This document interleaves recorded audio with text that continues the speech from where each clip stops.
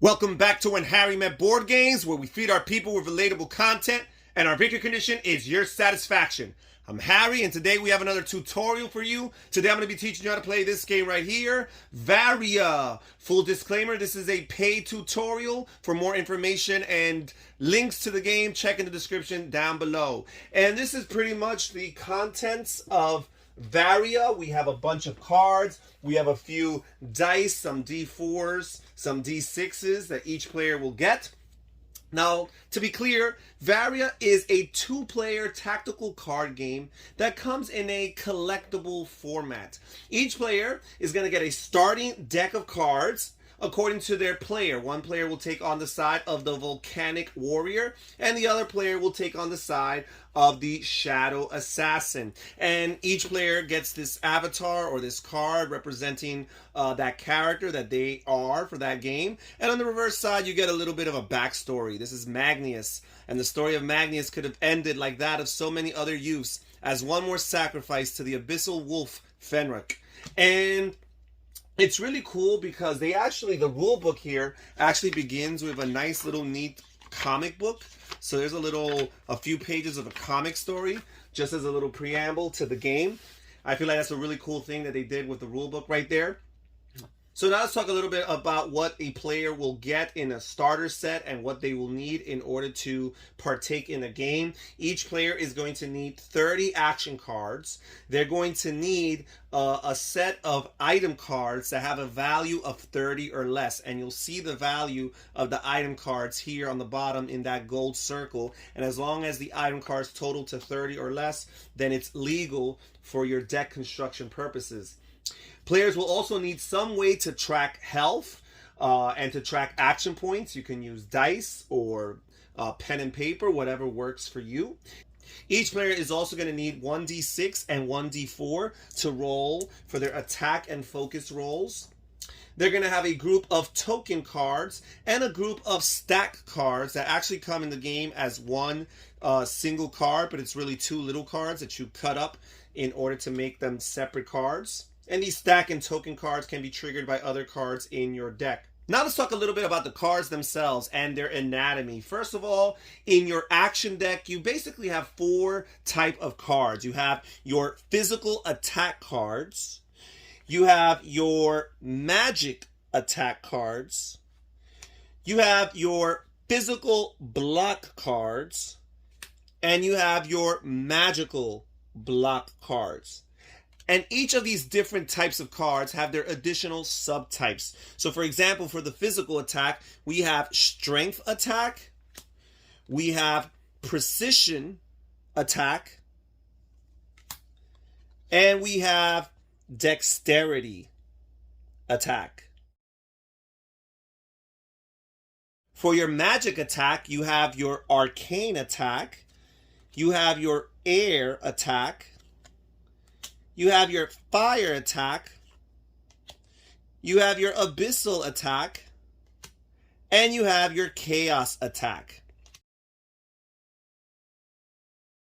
Now let me talk a little bit about the anatomy of the card. First of all, I mentioned down here you're going to find the types and subtypes for your different action cards, but the card on the top will have a name. So for example, here you have your shield spear. Then in this main block of text here, that will basically be what it actually does. It says here you may discard a block. If you do, this action gets +2 and -2 and gains range until end of moment. And I'll explain more what moment means later on. This effect will trigger in the start of moment step. Actions with range cannot miss due to distance. Now, sometimes the cards might have some flavor text towards the bottom of this main block of decks here. And here on the upper left-hand corner, you see its cost. This is how much it's going to cost you in order to play this card. Now, two very important numbers to keep in mind are these two numbers on the upper right-hand corner of a card. The top number here is the power, and power is a very important stat in particular for the rolling of attacks. And here on the bottom, we have this number in this upside down triangle here, and that's the focus amount. And your focus is also important during attacks or clashes, as the game refers to it, because your focus can determine whether or not an attack is successful or whether or not it misses. Now we're going to move on and talk about the play area. And the play area is very intricate because the play area is divided into zones, as the game refers to it, and in particular 6 different zones. Now, if you have a nice little play mat, that can serve as a helpful visual. Otherwise, you're going to have to kind of abstractly create these 6 different zones. And the 6 different zones include your deck. Then you have your character area, which you will have your items, and you will have your stack cards as well. Your hand serves as another separate zone. And then immediately to the right of your character area, you have your discard pile, where cards that are discarded will be played. And then to the right of your discard pile, you would have your forgotten pile. And your forgotten pile are cards that are going to be forgotten throughout the course of the game. And that's a key term that the game uses. And unlike your discard pile, which will always be face up and is kind of public knowledge, all players can peruse and investigate discard piles and see what cards are there. However, your forgotten cards will be face down and cannot be reviewed by any of the players. Now, each player starts the game with 30 health and 10 action points. And you can find any way you want to keep track of that. Pen and paper, as I mentioned earlier, perhaps some dice that you can lower progressively as actions and health are spent. And after players have decided randomly, arbitrarily, or have agreed upon who will be the starting player, the starting player would be the first active player, and the other player will be referred to as the reactive player. Now we'll discuss how turn sequence works. The active player is going to go through 8 different phases during his turn sequence. The first phase starts with the drawing of cards, in which both players are going to draw 2 cards and add them to their hand. However, at the beginning of the game, each player has no cards in their hand, so they're going to start by drawing up to 6 cards. In the second phase of the turn sequence, the active player is going to choose whether or not he or she wants to move. And there are 3 different types of movement. You can either engage, you can disengage, or you can do nothing and remain exactly the way you are. Now, when you disengage from your opponent, you will not be able to make any successful attacks or hits unless you use ranged attack in order to do so. The third phase in the turn sequence is referred to as the action phase. And the action phase is the heart of the game. Starting with the active player, players are going to plan on their respective timelines. So the active player is going to look at their hand of cards, and they're going to choose to play these cards in order. And it's a little bit of an action program selection because these cards are going to get triggered in the order in which they're played down in your timeline. And your timeline is this virtual space here that you're placing these cards down. And technically, the timeline is infinite. If for whatever reason, later on in the game, you have tons of cards, theoretically, you can play as many cards as you want in your timeline. However, you must play one each action phase. Now, each space in your timeline represents what the game refers to as a moment.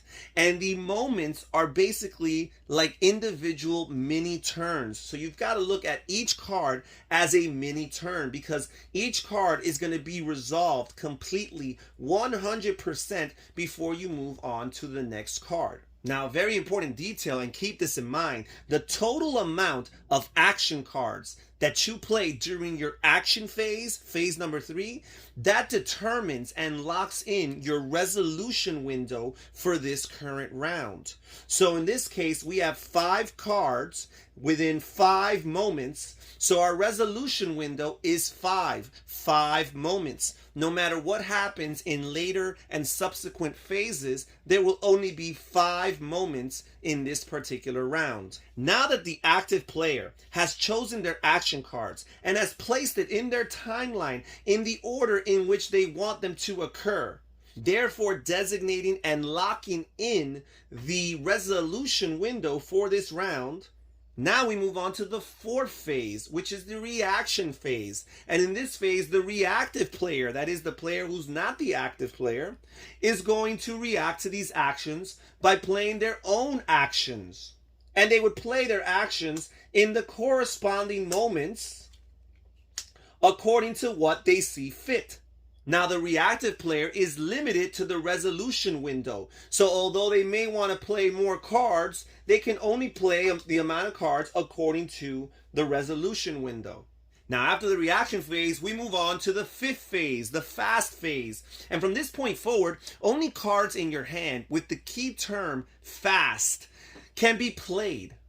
First, we'll begin with the active player, and they can choose to play a fast card. And a fast card with the keyword fast on it can be played in one of two ways. You could either combo it with another card in your timeline by placing it on top, and now it's as if those two cards are one, and they share all their symbols, all their subtypes, and their power values. However, you can never combine an attack card and a block card. So that's one of the two ways that you can play a fast card. You place it on top of another card in your timeline in order to combine it. The second way you can choose to play a fast card is by replacing another card in your timeline. And the way that works is wherever you want to place this card, you would slide those cards towards the right, and you will place the fast card in its place that has now been unoccupied. Keep this in mind. This is very important. As I mentioned earlier, the active player locks in their resolution window during the action phase, and that can never change or be modified. Therefore, if, for example, here we had a resolution window of 5 and we add a new fast card to replace and slide the others to the right, the final card that's outside of the 5, this card is not going to be played on this current turn. Instead, this card will remain here and will be available for the player on the next turn. Now, in the sixth phase, the passive player once again gets an opportunity to react to the active player by playing a fast card. If either the active player or the passive player chose to play a fast card, then we repeat this process in which players go back and forth deciding whether or not they want to add additional fast cards or whether or not they even have additional fast cards to be played. Once both players either choose to or are unable to play any additional fast cards, then we move on to the seventh phase. Now, the seventh phase is the resolution phase. This is when all these actions now come to fruition. Now, all the actions are going to be resolved in timeline order, as I mentioned earlier. Each individual timeline, each individual moment will be completely resolved in all its totality before you move on to the next card along the timeline. It is right then and there that players will pay the cost for their cards in order to activate them. If for whatever reason, after arriving to a moment, you realize that you cannot afford its cost, you would simply slide this card to the right along with all other cards that are to its right. And again, any cards that would fall outside of the current resolution window would not be played during this round and would be saved for the next. Now, during this resolution phase, you're going to have lots of what this game refers to as clashes or battles. And during these battles, you're going to have your attack card. And your opponent very likely is going to have a block card in the same timeline matching the same type. So, for example, your physical attack would have a physical block and your magical attack would have a magical block. Now, it's very important because you're going to look at these numbers here on the upper right-hand corner. The top number here is your power, and your lower number here is your focus. And these are just your base values. There is a randomization element to this game as far as combat's concerned, because you're going to be rolling a d6 and a d4 in order to modify those base values, in this case of 0 and 3. You're going to look at the base values of your opponent and their block card, and then each of you is going to roll a d6 and a d4, and then you would modify the numbers. So this guy's 0 now moves up to 6. This guy's backflip here started at 0 as well. It'll move up to 3, so we do have a higher value there. Now, the focus is going to tell you whether or not you missed. So, as I mentioned earlier, if you are disengaged, if you chose to move and become disengaged, now all of a sudden you can only attack with ranged attack. Otherwise, you would miss your target. Now, another way you can miss your target is through the lack of focus. So you're going to compare your focus value to your opponent's block focus value, add the modifiers, and see whether or not your total is equal to or higher than the defending player. In this case, he had a base value of 3 focus. I rolled a 4 on this D4, so that makes it 7. The backflip over here had a base value of 4 focus. You add a 3 that I just rolled on the D4, and that makes it a 7. So because the value is equal to it in focus, therefore we successfully hit our target. We would compare the power, which in this case is 6 versus 3. And therefore, the backflip card was able to deflect or prevent up to 3 damage. The difference between 6 minus 3 is 3. Then we would take the remainder and we would apply it to the target, which is the enemy himself, the human player controlling this side here. And again, you start with 30 health, and we would knock their health down from 30 to 27 by 3. And that's basically how conflict is resolved in this game. Keep in mind, as you go through card by card, moment by moment, you're going to have beginning of moment effects that are triggered. You're going to have end of moment effects that are triggered. And again, moments are kind of like their own little mini turns. So make sure that you resolve all those effects right then and there during that card before you move on to the next. Also, some cards are going to have these triggers on hit. When you successfully hit a card, it'll say choose one. You ruin an item your target controls, or you apply 1 stack of fatigue to your target. Fatigue is one of the stack cards that this player here has. Now, after the active player and the reactive player have gone through each of the moments within the resolution window, then we will end our turn. The final phase is the end of turn. Unperformed actions are going to remain here on the board, and they're going to slide down to be available for the next turn. Your performed actions are actually all going to be removed from the timeline, and they're going to be placed in your face-up discard pile. And now that we're done with the current turn, the opposite player would become the active player. And this is pretty much it as far as Varia and how it plays. I do want to make some comments. I think this is a really neat tactical card game. First of all, I am a sucker for fantasy-themed 2-player tactical card games, especially when they have a CCG element to it, a collectible element to it. I love the artwork. I think the cards look fantastic and great.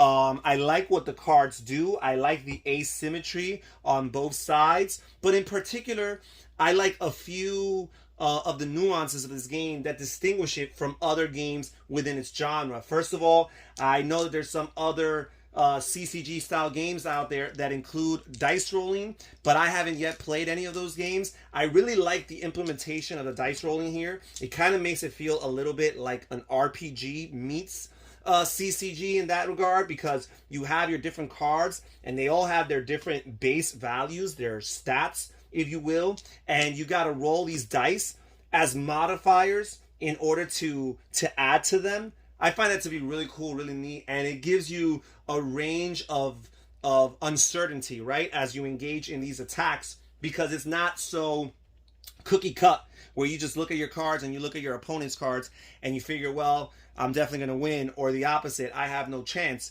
There's a little bit of randomness here, so you always have that luck of the roll, whether or not you roll an excellent roll or your opponent rolls a poor roll. I think that's really neat. I like the way the play area is designated with the 6 different zones, in particular the timeline and how neat it is, where each individual moment, as they refer to it, each card has to be played and triggered one by one. I like the fact that it has a little bit of an action program selection feel to it.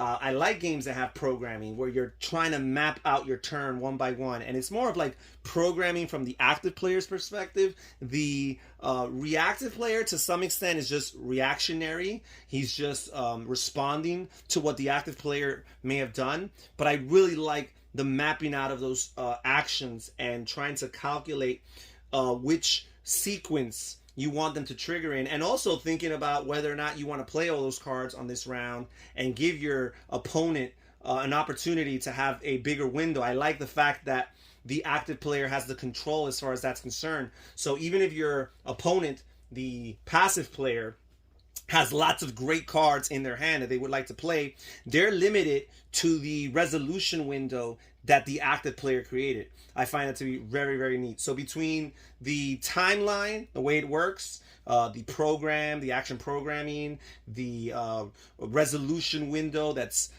kind of made finite by the active player, as well as the resolution, the conflict resolution with the dice rolling applied to the base values on the cards, I think this game is off the hook. I've reviewed and played through a good amount of CCG style games on this channel. I'd have to say this is probably the best CCG style game I've reviewed thus far on When Harry Met Board Games. So yeah, check in the description down below for more information, details, and links on this game. Follow them on Instagram at play_Varia. And that's it for today, guys. Thank you so much for joining us here at When Harry Met Board Games. This is Harry saying take care, everybody. Stay safe, stay healthy, and have fun gaming.